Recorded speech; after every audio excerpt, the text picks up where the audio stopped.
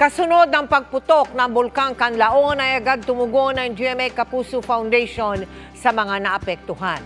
Pero ngayon, lahar naman ang nagpapahirap sa relief operation.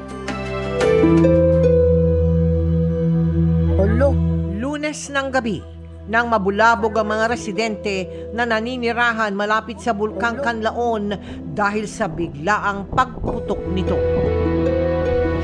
Ang mga apektadong residente agad na lumikas, kabilang si Cristina. Gawas ni kanabang nagpisik-pisik mga kalayo. Yan ngayon, mga ang nanglupad, mga balas. Nagaitong lang kayo ang sukuan, ang aso sa bulkan. Wala mi nakapil og kainit ang among napil, kuan halang ang among mata. Bilang tulong sa mga apektadong residente, agad nagtungo ang GMA Kapuso Foundation at nagsagawa ng feeding program para sa 300 na katao sa 2 evacuation center sa bayan ng Kanlaon.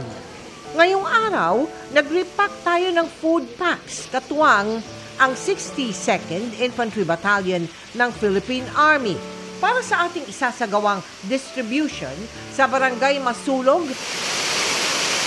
Nakatakda sana ngayong araw ang ating distribution, ngunit dahil sa lakas ng ulan, hindi muna ito natuloy. Matapos magkaroon ng muddy sheet wash sa bayan ng Kanlaon at La Castellana ayon sa FIVOX, apektado rin ng lahar ang biyak na bato sa La Castellana.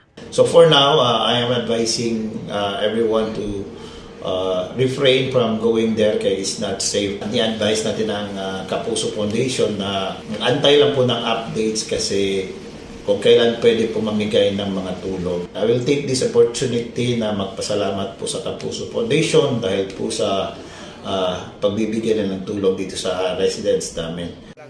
Sa mga susunod na araw, tuloy-tuloy po ang ating paghahatid ng tulong sa mga kapuso nating nasalanta ng pag-alboroto ng Bulkang Kanlaon. Sa mga nais tumulong, maaari po kayong magdeposito sa aming mga bank account o magpadala sa Cebuana Luwalier.